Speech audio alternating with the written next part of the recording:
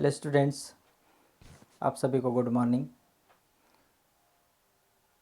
12th business study में अभी तक मैंने आप लोगों को प्रबंध की प्रकृति, महत्व, प्रबंध के कार्य, फिर व्यावसायिक वातावरण, प्रबंध के सिद्धांत और प्रबंध के पहला कार्य जिसमें नियोजन के बारे में बताया मैंने। उसका दूसरा कार्य के बारे में हम चर्चा कर रहे थे, वो है संगठन, या जिसे हम बोलते हैं ऑर्गेनाइजेशन। संगठन के अलग अलग प्रारूप होते हैं, उसके अलग अलग स्ट्रक्चर होते हैं, जिसके अंतर्गत मैंने आपको दो प्रकार के संगठन बताए। एक कार्यात्मक संगठन ढांचा और दूसरा है प्रभागीय संगठन ढांचा।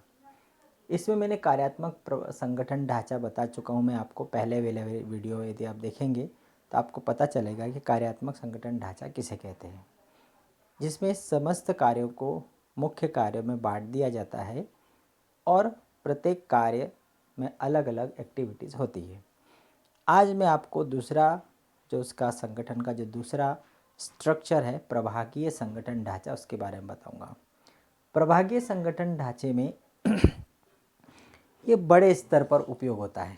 प्रभागीय संगठन ढांचा जब कार्य का आकार बढ़ जाता है, जब विभिन्न प्रकार की वस्तुओं का उत्पादन किया जाता है, तब कोई भी उपक्रम या कंपनी या फर्म, उसका स्तर बढ़ जाता है और वह कार्य की जगह विभाग में बांट दिया जाता है, डिपार्टमेंटल आधार पर काम करते हैं। तो आज हम इसी प्रभागीय संगठन ढांचे को देखेंगे, डिविजनल ऑर्गेनाइजेशन स्ट्रक्चर, जिसमें कार्य को डिवीजन में बांट दिया जाता है, विभागों में बांट दिया जाता है, डिपार्टमेंटल कर दिया जाता है। देखिए, जो उपक्रम का मतलब आप समझते होंगे, फर्म या कंपनी जो उत्पादन का काम करते हैं वो कहलाते हैं उपक्रम।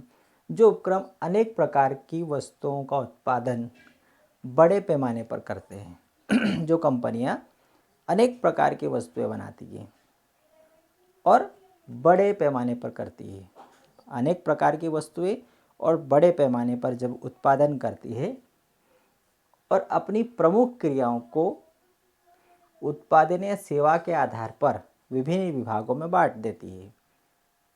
उसकी जितनी भी क्रियाएं हैं, उसकी जो प्रमुख क्रियाएं हैं, उनको उत्पादन या सेवा के आधार पर, उत्पादन मतलब अलग अलग वस्तुएं बनाना, और सेवा मतलब अलग अलग प्रकार की सर्विस जब देती है, तो उत्पादन या सेवा के आधार पर अपनी क्रियाओं को विभिन्न विभागों में जब बांटते हैं, तो इस प्रकार जो विभागीकरण किया जाता है उसे उत्पादन या सेवा विभागीकरण कहते हैं। उत्पादन के आधार पर या सेवा के आधार पर मुख्य क्रियाओं को विभागों में बांटना, ये कहलाता है विभागीकरण या प्रभागीकरण। एक एग्जाम्पल दिया है, सन 1920 में अमेरिका की दो प्रसिद्ध कंपनियां हैं, ड्यूपॉन्ट और जनरल मोटर्स। इन्होंने इस विभागीकरण विधि को अपनाया था। इस ढांचे को अपनाने वाली अधिकांश कंपनियां प्रारंभ में पहला वाला प्रारूप ही इस्तेमाल करती है। कौन सा? कार्यात्मक संगठन ढांचा। लेकिन जब उनका काम बढ़ जाता है तो उनकी प्रबंध क्रियाएं जटिल हो जाती है, तो फिर उन्होंने उत्पादन के अनुसार विभागीकरण का ढांचा अपना लिया। अब विभागीकरण उत्पाद के आधार के अतिरिक्त, कि उत्पाद मतलब प्रोडक्ट के आधार पर विभागीकरण कर दिया जाता है, इसके अतिरिक्त भी विभागीकरण होता है। क्षेत्र के आधार पर भी होता है और कस्टमर के आधार पर भी होता है। क्षेत्र मतलब एक ही कंपनी जब अलग अलग दिशाओं में काम करती है, इस क्षेत्र में अलग है, वेस्ट में अलग है, नॉर्थ में अलग है, साउथ में अलग है, तो क्षेत्र के आधार पर भी वो डिपार्टमेंट बना देते हैं और कस्टमर के आधार पर भी बना दिए जाते हैं। तो उत्पाद के आधार पर तो होता ही है, साथ में क्षेत्र के आधार पर भी होता है और कस्टमर के आधार पर भी होता है। तो हम पहला समझते हैं उत्पाद अनुसार विभागीकरण क्या होता है। तो उत्पाद अनुसार, उत्पाद मतलब प्रोडक्ट के अनुसार, उत्पाद का अनुसार मतलब होता है प्रोडक्ट के अनुसार। तो उत्पाद के अनुसार विभागीकरण के अंतर्गत प्रत्येक उत्पाद श्रृंखला के आधार पर स्वशासी विभागों का सृजन किया जाता है। प्रत्येक उत्पाद श्रृंखला मतलब जितनी वस्तुएं बनाई जाती है उसकी एक अलग अलग चैनल होती है, श्रृंखला होती है। तो प्रत्येक उत्पाद श्रृंखला के आधार पर स्वशासी विभागों का सृजन किया जाता है। जैसे फॉर एग्जाम्पल दिया है, एक इलेक्ट्रॉनिक कंपनी, कोई सी इलेक्ट्रॉनिक कंपनी है, जैसे एलजी है, सैमसंग है और भी बहुत सारी है। तो वो रेडियो भी बनाती है, टेलीविज़न भी बनाती है, कंप्यूटर भी बनाते हैं। तो एक इलेक्ट्रॉनिक कंपनी में रेडियो विभाग, टेलीविज़न विभाग, कंप्यूटर विभाग बनाए जा सकते हैं। कि इलेक्ट्रॉनिक कंपनी है एलजी, लेकिन उसमें अलग अलग डिपार्टमेंट बनाए जा सकते हैं कि रेडियो डिपार्टमेंट अलग बना दिया, टेलीविज़न डिपार्टमेंट अलग बना दिया, कंप्यूटर डिपार्टमेंट अलग बना दिया। इनमें से प्रत्येक विभाग लगभग एक पृथक फर्म के रूप में काम करता है और अपने आप में स्वशासी स्वतंत्र फर्म के रूप में काम करता है। रेडियो डिपार्टमेंट अपने आप में एक अलग काम करेगा, टेलीविज़न डिपार्टमेंट अपने आप में एक अलग काम करेगा और कंप्यूटर डिपार्टमेंट अपने आप में अलग अलग काम करेगा। नाम रहेगा एलजी का, लेकिन उसका डिपार्टमेंट अलग अलग रहेगा। प्रत्येक विभाग में फिर जो कार्यात्मक संगठन ढांचे की जो क्रियाएं हैं, उत्पादन है, विपणन है, वित्त है, ये सारी क्रियाएं होगी हर एक डिपार्टमेंट में। तो प्रत्येक विभाग में उत्पादन, विक्रय, वित्त, इंजीनियरिंग, कार्मिक आदि कार्यों के लिए उप विभाग बना दिए जाते हैं। डिपार्टमेंट के अंतर्गत फिर सब डिवीज़न बना दिए जाते हैं। इस प्रकार प्रत्येक विभाग अपनी प्रगति व लाभ हानि के लिए उत्तरदायी हो जाता है। प्रत्येक विभाग मतलब रेडियो विभाग अपनी प्रगति और अपने लाभ हानि के लिए स्वयं जिम्मेदार रहेगा। टेलीविज़न विभाग अपने डेवलपमेंट और प्रॉफिट एंड लॉस के लिए सेल्फ जिम्मेदार रहेगा। इसे और भी हम नीचे से चित्र से समझते हैं। जैसे देखो, प्रबंध संचालक इलेक्ट्रॉनिक कंपनी, उसमें रेडियो डिपार्टमेंट अलग कर दिया, टेलीविज़न डिपार्टमेंट अलग कर दिया, कंप्यूटर डिपार्टमेंट अलग कर दिया। अब रेडियो विभाग में उत्पादन का काम भी होगा, विक्रय का काम भी होगा, वित्त का काम भी होगा, इंजीनियरिंग का काम भी होगा और कार्मिक विभाग भी होगा। सेम इतने ही डिपार्टमेंट टेलीविज़न में भी होंगे, इतने ही डिपार्टमेंट कंप्यूटर में भी होंगे। ये कहलाता है प्रभागीय संगठन ढांचा। उत्पाद के आधार पर संगठन का निर्माण। चलिए आगे देखते हैं हम। जिस प्रकार रेडियो विभाग 5 विभिन्न उप विभागों में बांटा गया है, उसी प्रकार टेलीविज़न और कंप्यूटर भी अलग अलग 5 विभागों में बांटे जाएंगे। सेवा उपक्रम, ये तो था उत्पाद। अब हम यदि सेवा देखें, सर्विस, जैसे सामान्य बीमा कंपनियां जो होती है, इनमें प्रभागीय संगठन ढांचा और अधिक महत्वपूर्ण हो गया है। जैसे स्वास्थ्य बीमा अलग काम करता है, अग्नि बीमा का काम अलग है, दुर्घटना बीमा का अलग काम है। तो ये सेवाओं के अनुसार विभाग हो सकते हैं। ठीक है। अब दूसरा कौन सा मैंने बताया, क्षेत्र के आधार पर। तो पूर्वी क्षेत्र, उत्तरी क्षेत्र, पश्चिमी क्षेत्र, दक्षिणी क्षेत्र। फिर पूर्वी क्षेत्र में उत्पादन का काम भी होगा, विक्रय का काम भी होगा, लेखा का काम भी होगा। उत्तरी क्षेत्र में भी यही काम होंगे, पश्चिमी क्षेत्र में भी यही वाले काम होंगे और दक्षिणी क्षेत्र में भी ये वाले काम होंगे। ये क्षेत्र के आधार पर अलग अलग डिपार्टमेंट हो गए। अब ग्राहक के आधार पर यदि हम देखें तो अलग अलग प्रकार के कस्टमर होते हैं। थोक व्यापारी अलग होता है, फुटकर व्यापारी अलग होता है, विदेशी व्यापारी अलग होता है, सरकार भी एक कस्टमर है। तो इस प्रकार से कस्टमर के आधार पर भी अलग अलग डिपार्टमेंट बना दिए जाते हैं। ठीक है। तो आप लोगों को समझ में आ गया होगा प्रभागीय संगठन ढांचा। संगठन का वह ढांचा जिसमें उत्पाद के आधार पर, क्षेत्र के आधार पर कार्य को अलग अलग डिपार्टमेंट में बांट दिया जाता है और उस अनुसार फिर काम को किया जाता है। इसके लाभ देखते हैं। प्रभागीय संगठन के लाभ क्या हैं। पहला, प्रभागीय संगठन में कर्मचारियों को एक ही प्रकार के उत्पादन के निर्माण, विक्रय, शोध आदि में पूर्ण विशेषता के विकास का अवसर मिलता है। विप्रभागीय संगठन जैसे अभी मैंने बताया रेडियो डिपार्टमेंट, टेलीविज़न डिपार्टमेंट, तो एक ही प्रकार का जो उत्पाद है उसका निर्माण करते हैं, विक्रय करते हैं, शोध करते हैं, तो उसमें वो एक्सपर्ट हो जाते हैं, उसका विकास का अवसर उन्हें मिलता है, जिससे उत्पाद में नवीनता और सुधार की संभावना अधिक होती है। नयापन लाते हैं और उसमें सुधार करते जाते हैं। जब एक ही प्रकार के प्रोडक्ट का उत्पादन करते रहते हैं तो एक्सपर्ट हो जाते हैं। दूसरा फ़ायदा क्या है इसका? इसके अंतर्गत मुख्य ध्यान ग्राहकों की आवश्यकता की संतुष्टि पर रहता है। वे कस्टमर क्या चाहता है। आज हम देखते हैं मोबाइल में नए नए फीचर आ रहे हैं, हमारे इलेक्ट्रॉनिक डिवाइसेस में अलग अलग फीचर्स आ रहे हैं, तो ये सब कस्टमर की जो आवश्यकता है उनको ध्यान में रख करके ही वो उनमें अपडेट करते रहते हैं। तो जो स्वतंत्र डिपार्टमेंट होता है वह ग्राहकों की आवश्यकता के संतुष्टि पर ध्यान रहता है उनका, जिससे उपक्रम का तेज़ी से विकास होता है। तीसरा और क्या है, इसके अंतर्गत किसी एक उत्पाद अथवा उत्पादों के समूह से जुड़ी क्रियाओं को आसानी से एकीकृत और समन्वय करना संभव हो जाता है। जैसे टेलीविज़न, टीवी से रिलेटेड जितनी भी क्रियाएं होगी उनको आसानी से हम जोड़ सकते हैं, समन्वित कर सकते हैं, एकीकृत कर सकते हैं। चौथा है, इसमें प्रबंध निर्णय शीघ्रता व प्रभावी ढंग से लेना संभव होता है। वे एक ही डिपार्टमेंट है तो प्रबंध जो अपना निर्णय आसानी से तुरंत ले सकता है। इस ढांचे में संगठनात्मक लोच पाई जाती है, आसानी से इसमें परिवर्तन किया जा सकता है। समय की जो मांग है उसके अनुसार आसानी से परिवर्तन हो सकता है। विभागीय प्रबंधक को अपने विभाग के सभी कार्य देखने होते हैं, अतः वह चतुर्मुखी प्रतिभा अनुभव वाला प्रबंधक बन जाता है। उसको अपनी सारे कार्य देखने होते हैं, इसलिए वो चतुर्मुखी प्रतिभा का धनी हो जाता है।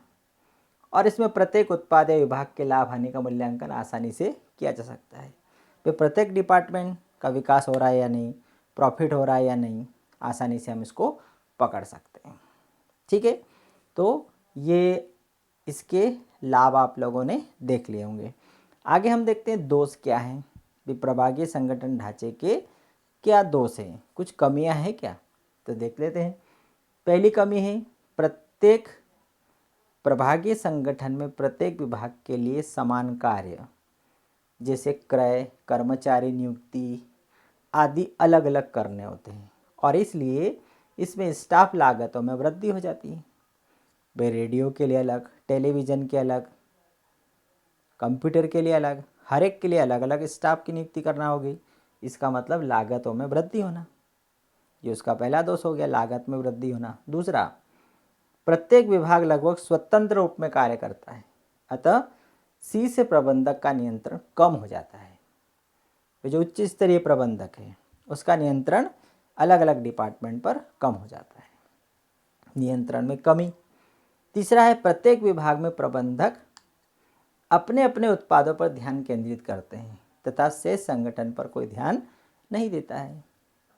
वो केवल अपने ही संगठन पर ध्यान देता है, दूसरे संगठन पर उसका कोई ध्यान नहीं जाता है। तो ये उसके दोष हो गए। ठीक है, तो हमने प्रभागीय संगठन ढांचे के लाभ देखे। ये आते हमेशा लाभ, प्रश्न इंपॉर्टेंट प्रश्न है, प्रभागीय संगठन के लाभ लिखिए। तो हम ये 5 लाभ इसमें से आसानी से लिख सकते हैं। मैं और एक बार हाईलाइट कर देता हूँ। लाभ में पहला लाभ कौन सा हो गया कि विकास के अवसर मिलना। दूसरा, ग्राहकों की आवश्यकताओं को ध्यान में देना। तीसरा, समन्वय। चौथा, शीघ्र निर्णय। पांचवा, लोचता।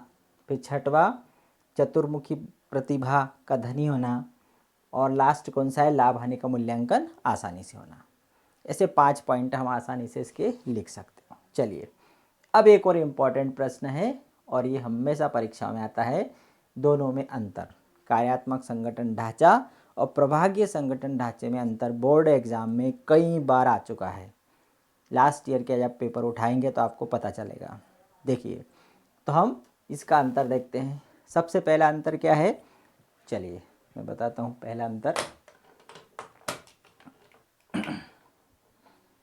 देखिए, पहला अंतर है पृथक विभाग। पृथक विभाग अंतर का आधार, पृथक मतलब अलग से डिपार्टमेंट। कैसे? इसमें प्रत्येक प्रमुख कार्य के लिए पृथक विभाग होता है। प्रमुख कार्य के लिए विभाग होता है, जैसे उत्पादन विभाग। उत्पादन का काम हो गया, प्रमुख कार्य कौन सा? उत्पादन का काम, और उसके लिए अलग विभाग हो गया। तो इसमें प्रत्येक प्रमुख कार्य के लिए पृथक विभाग होता है। अब इसमें प्रभागीय संगठन में प्रमुख उत्पाद के लिए पृथक विभाग होता है। यहाँ पर किसको फोकस में लेंगे हम?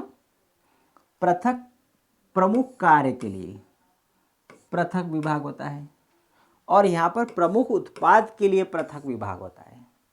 ये दोनों में अंतर है। कार्यात्मक में प्रमुख कार्य के लिए विभाग होता है, उत्पाद कार्य है, वित्तीय कार्य है, विपणन का कार्य है, तो हर एक काम के लिए विभाग।